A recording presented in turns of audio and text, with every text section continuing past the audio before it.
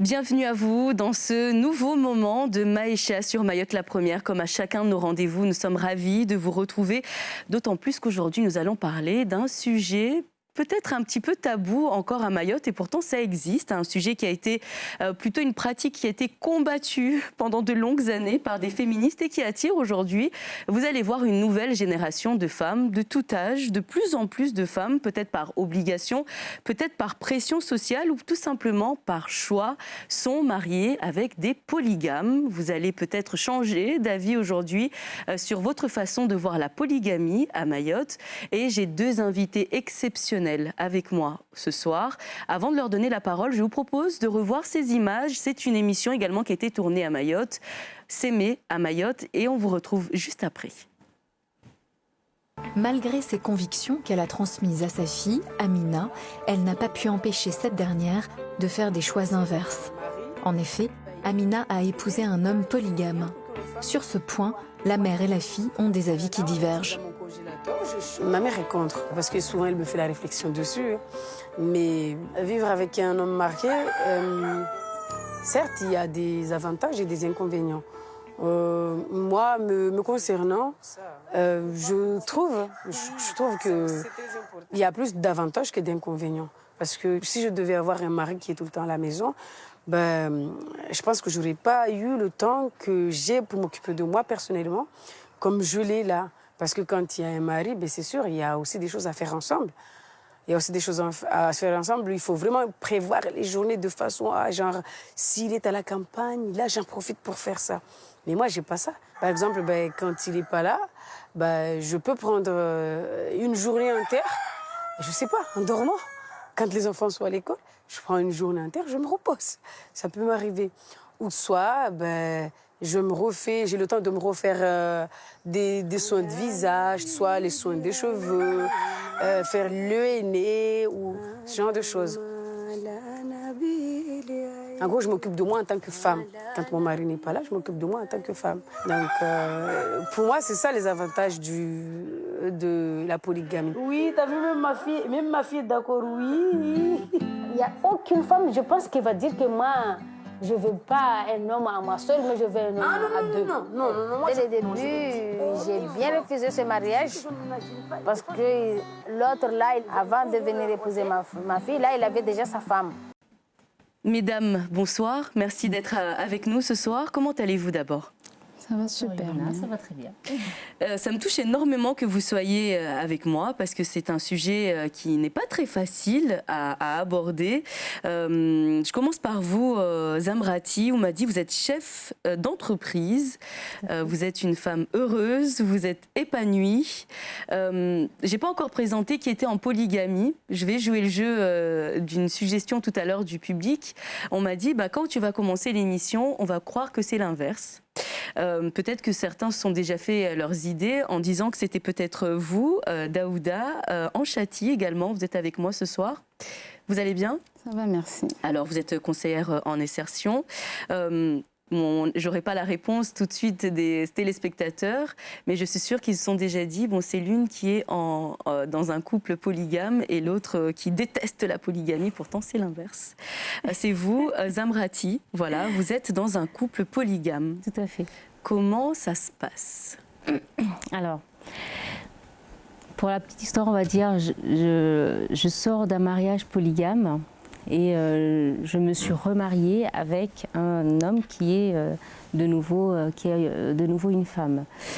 Mais comme il aime le dire, il est polygame, mais il ne fait pas la polygamie.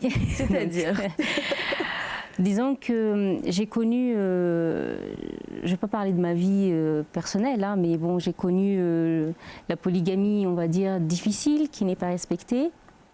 Parce que les deux femmes vivent à Mayotte, les deux femmes vivent presque côte à côte, on peut le dire. Et au jour d'aujourd'hui, on va dire, je vis une polygamie qui n'est pas vraiment polygamie. C'est pas parce que mon mari ne veut pas respecter la polygamie, c'est tout simplement parce que la situation ne lui permet pas forcément de le faire correctement. C'est-à-dire que une n'est pas sur le territoire. N'est pas sur le territoire, tout simplement. Donc pour vous, c'est pas une vraie polygamie. Donc pour moi, et c'est une réalité, hein, parce que normalement la polygamie, c'est tu as fait 2 jours chez moi, bah, tu fais 2 jours chez l'une, tu as fait une nuit chez moi, bah, tu fais une nuit chez l'une, etc., etc. Or là, on est bien d'accord, bah, étant sur un territoire et l'autre sur un autre territoire, c'est pas facile de respecter concrètement cette polygamie. Mais c'est pas quelque chose qu'il n'aurait pas fait. Donc, comme on le dit, tout est question de discussion. Donc, effectivement, il me l'a expliqué clairement que si la femme était à Mayotte, il aurait respecté son Willy,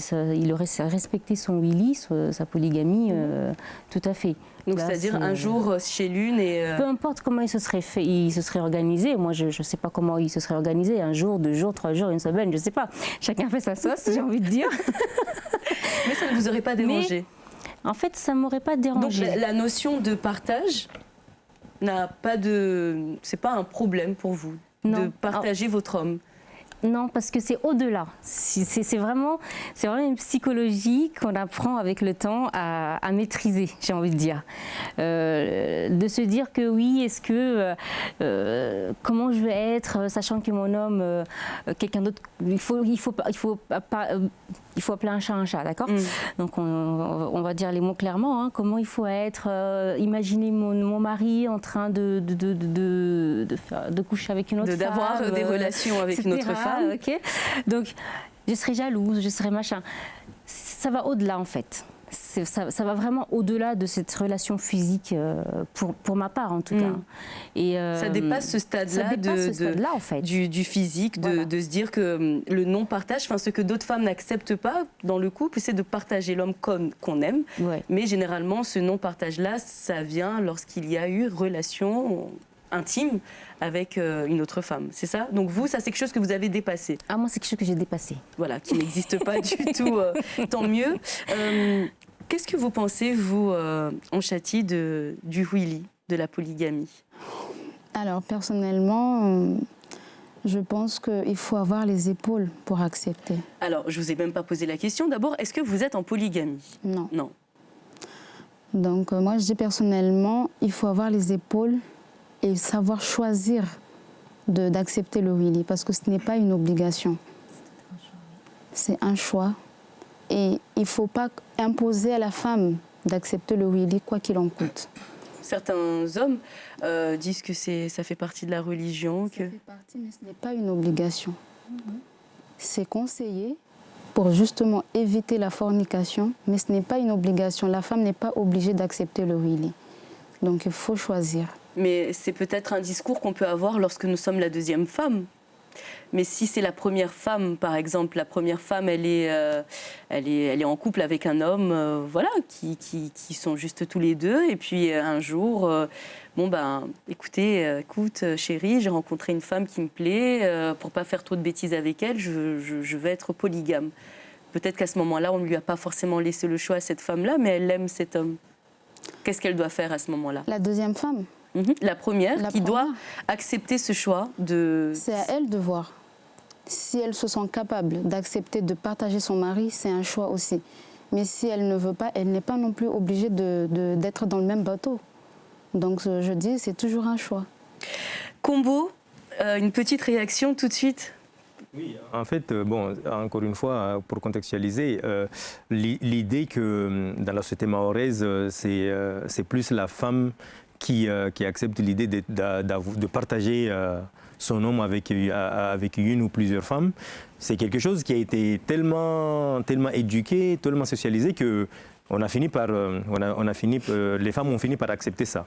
Donc, des tout petits, les gens ils savent que c'est possible que dans la vie, voilà, parce qu'il faut d'abord être marié, voilà.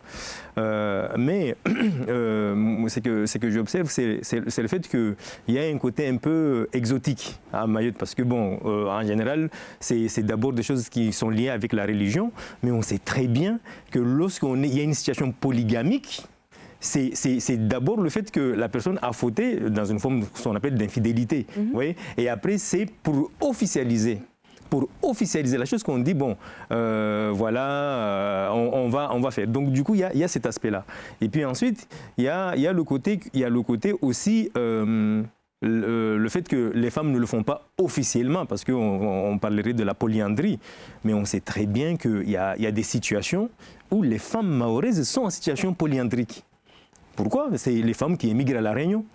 C'est quelque chose, tout le monde le sait. Parfois, il y a des femmes qui sont mariées, qui partent à La Réunion parce que ils vont chercher une vie meilleure, ils laissent leur mari ici. Et là-bas, à un moment donné, si tu vis pendant 1 an, 2 ans à La Réunion, les gens finissent par avoir aussi un blé de là-bas. Vous voyez, donc, du coup, c'est quelque chose il y a un non-dit, mais il faut aussi savoir qu'il y a des femmes qui ont, voilà. Et même à Mayotte, on sait qu'il y a des femmes qui sont en situation polyandrique.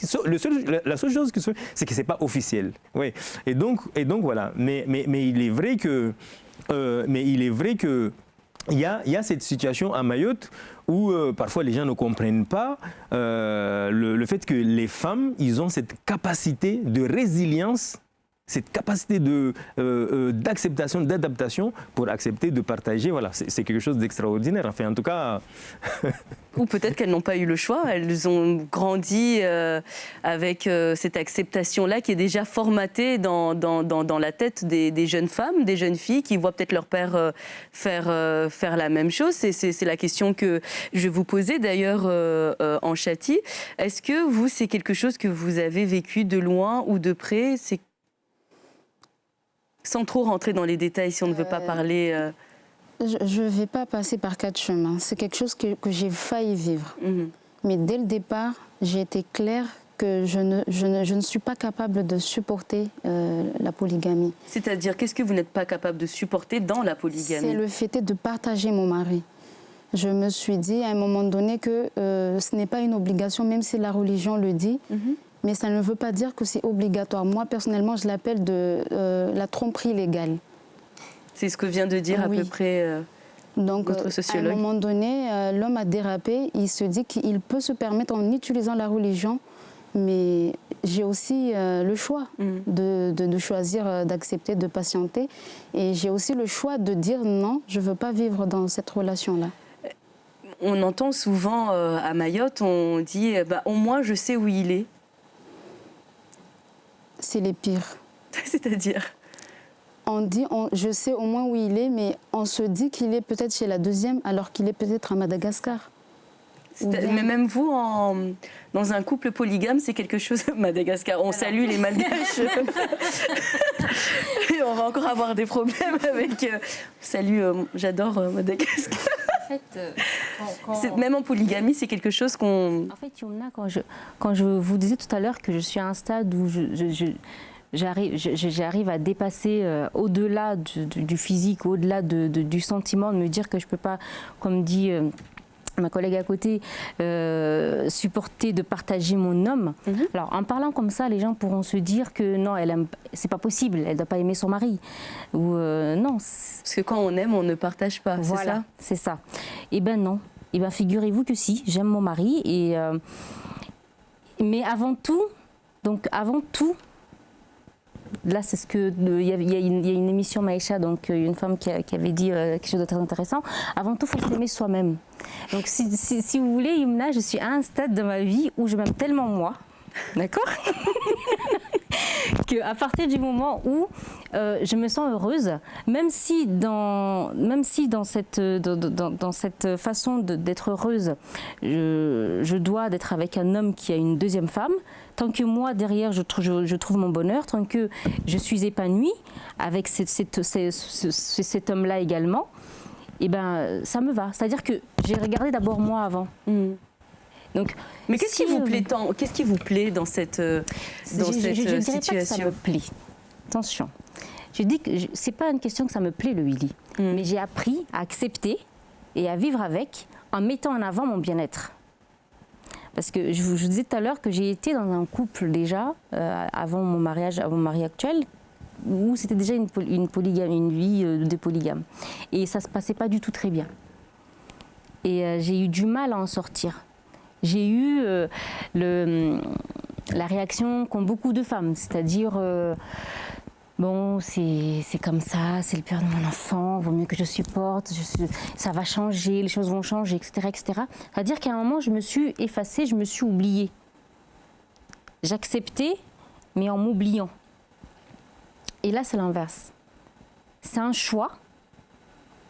Mais vous avez accepté parce que vous le dites, c'est un deuxième, enfin c'est un autre, c'est un autre mariage, mais là vous l'acceptez. Et cette fois, c'est différent puisque si vous voulez, il y a le fait, comme elle a dit, si l'homme demande à sa femme, la première femme, informe la première femme que voilà, j'ai envie d'aller me marier, d'accord?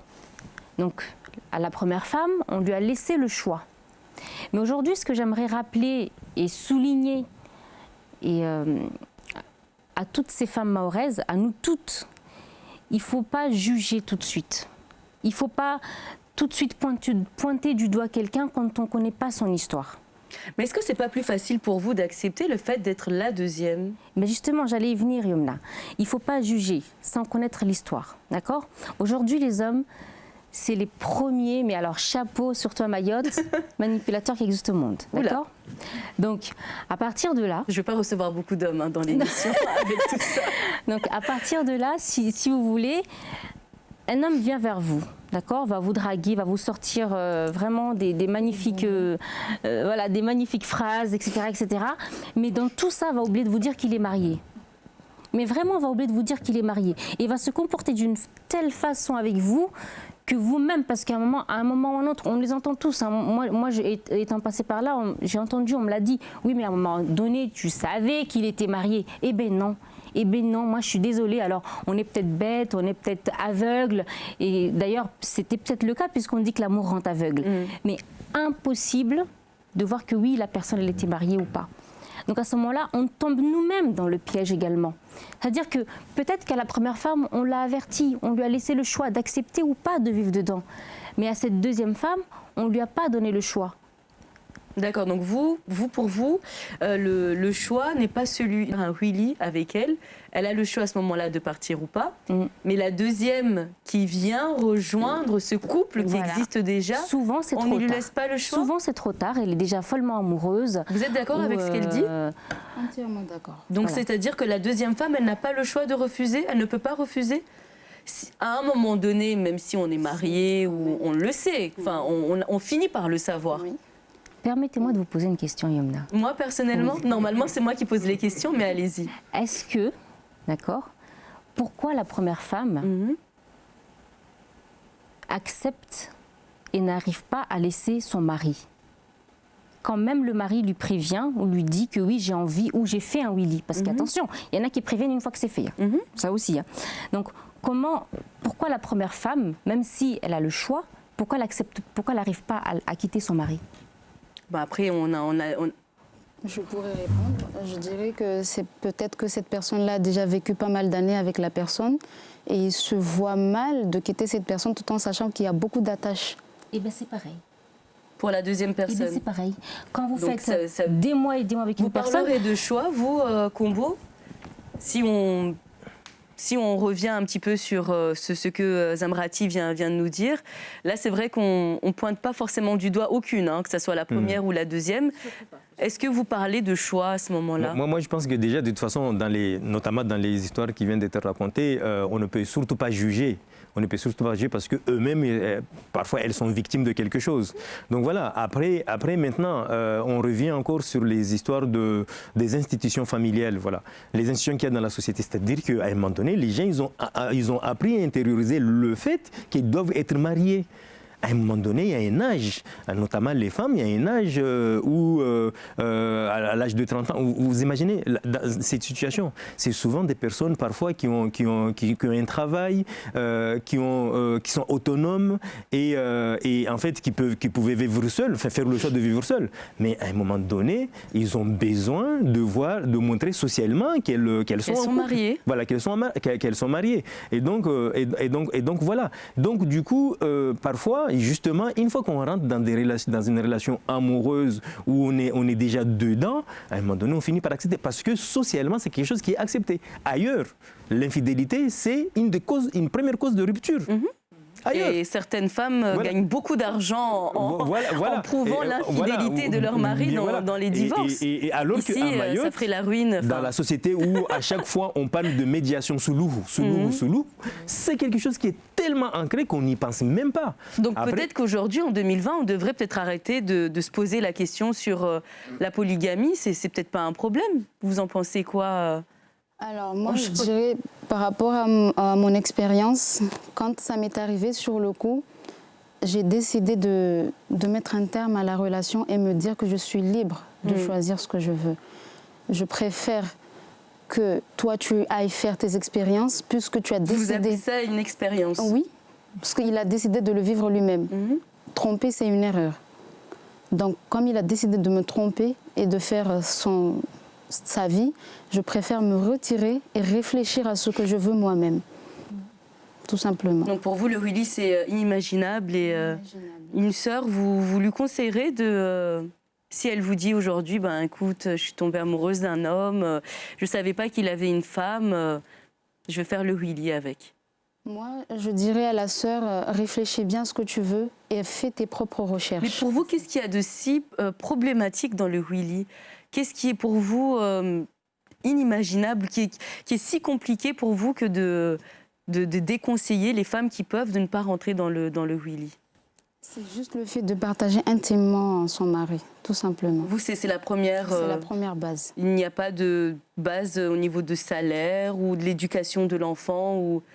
Après, ça contribue. Ça contribue parce que moi, j'ai vécu dans une famille très attachée, j'ai grandi avec mes deux parents.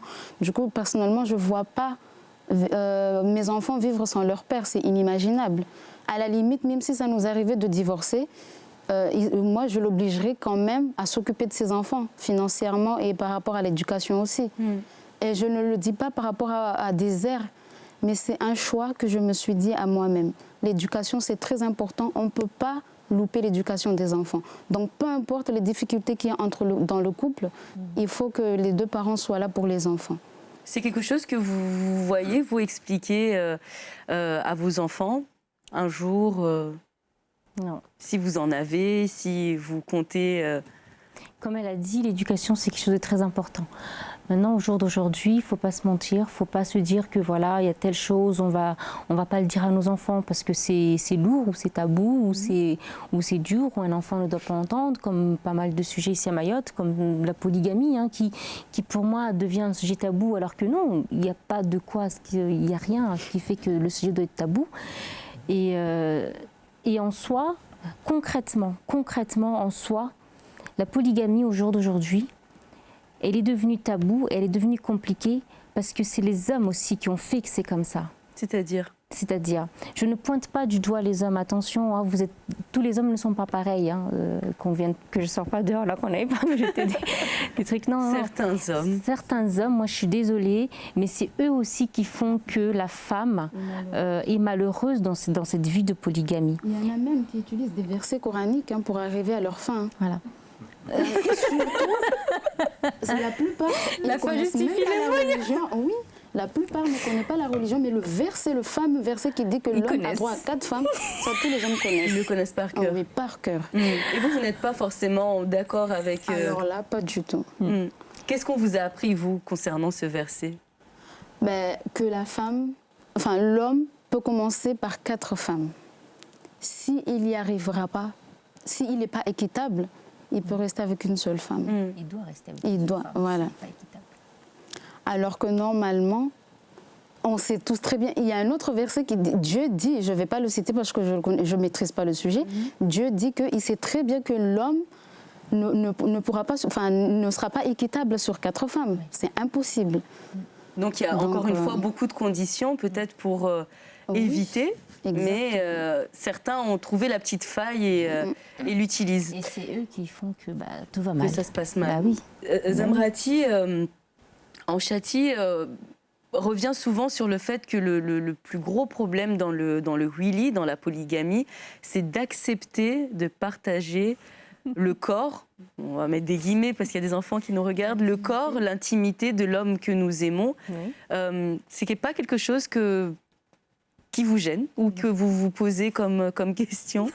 J'ai pris beaucoup de pincettes pour... Non. Non? Non. Qu'est-ce qui vous aide peut-être pour aider parce que je rappelle encore une fois que nous ne sommes pas là pour juger que la polygamie c'est une bonne ou une mauvaise chose, nous sommes là pour comprendre. Pour en parler. Voilà, et pour en parler, parce que ça fait partie de notre vie, de notre société. Qu'est-ce qui vous aide, vous, et qu'est-ce qui pourrait aider les femmes qui ont choisi aussi cette vie-là à l'accepter? Parce que je pense que ça peut être un frein pour beaucoup, et quand il y a un frein, ça veut dire qu'on n'est pas forcément heureux. Qu'est-ce qui vous aide à accepter, dire que pour moi, c'est pas un problème? Et que c'est source de beaucoup de divorces, le fait de partager la chair de celui que nous aimons. Je pose la question différemment aux femmes. Au jour d'aujourd'hui, tous les hommes, quasiment, encore une fois, les hommes ne sont pas tous pareils, donc on ne va pas dire tous les hommes, mais la majorité des hommes sont polygames. D'accord? Comme le disait monsieur Combo tout à l'heure, il y en a tout simplement qui sont, entre guillemets, quel est le terme? Légalisés? Non, quel terme? Oui, qui sont, entre guillemets, légalisés, et d'autres qui ne le sont pas. Mais soyons clairs, la majorité sont infidèles. Ça, on n'y peut rien. Maintenant, quand, en tant que femme, tu sais inconsciemment, quelque part dans la tête, tu te doutes que ton mari te trompe, qu'il soit marié, pas marié, qu'il ait 2 femmes, pas 2 femmes, mais tu te doutes quelque part qu'il te trompe, d'accord? Il laisse le téléphone là. Tu sais que quand tu vas prendre le téléphone, tu vas fouiller dedans. Tu sais que tu vas trouver un truc qui va te blesser. Donc tu fais le choix, encore une fois, on revient sur le choix, tu fais le choix de prendre le téléphone, de regarder et de te faire mal. Donc tu fais un choix de te faire mal. Tu fais un choix. Parce que tu pourrais très bien le laisser. Tu le sais de toute façon qu'il te trompe. Donc laisse tomber. Mais pourquoi est-ce que ça va être un autre sujet. On ne va pas se lancer et donc, sur... Moi, je parle du même principe. Pour les femmes... Je parle du même principe. Je sais qu'il est marié. Je sais qu'il a une autre femme. Et je sais forcément, avec son autre femme, quand il va chez elle, c'est pas pour se regarder ou mettre une émission ou mettre Netflix et se taper Netflix toute la soirée. C'est peut-être pour jouer au Monopoly aussi. Ou pour jouer à Monopoly. Je sais pas, Youmna. Mais quel serait mon intérêt à moi de passer mon temps à penser ou à m'imaginer à comment il va la toucher, comment il va être avec elle, quel serait mon intérêt à part me faire du mal à moi-même? Eh bien non. Eh bien quand il part dans son Willy, moi j'ai déjà mes plans avec mes copines, c'est soirées, c'est journée manicure, c'est du temps pour moi. Et justement, ça permet de ne pas penser à tout ça. C'est faire les boutiques, parce qu'effectivement, faire les magasins, moi j'adore ça. Et c'est une bonne thérapie. Et on le dira à chaque fois qu'on pourra. Et ça, c'est une vérité. C'est une vérité pour moi, c'est une thérapie de ouf. Donc voilà, ça me permet vraiment de plus penser à tout ça, c'est-à-dire qu'à partir du moment où il n'est plus dans mon cocon, dans mon cercle, je fais le vide également autour de moi. Et quand il reviendra, c'est comme ça. On passe à autre chose. C'est le dernier mot de la fin, d'ailleurs. Merci beaucoup à vous, mesdames, d'avoir répondu à cette invitation. On a compris que pour vous, en Châtie, le Willy, on met une grosse croix. On n'y compte pas du tout. Monsieur, je crois que le message s'est bien rentré. Il a bien saisi. Merci à vous également, Zamrati, d'avoir accepté cette invitation. C'est pas facile d'avoir des femmes qui acceptent d'en parler. Merci beaucoup, sincèrement. Je suis vraiment contente de vous avoir reçu. À vous également, Combo. On se dit à très vite. Et vous aussi, depuis chez vous à la maison, n'hésitez pas. Pas de tabou dans cette émission Maïcha. On parle de ce que vous voulez. Proposez-nous ce que vous voulez. Il suffit de nous envoyer un petit mot par mail sur notre adresse mail maïcha@francetv.fr. On se dit à très vite sur La Première. Et en attendant, soyez heureux.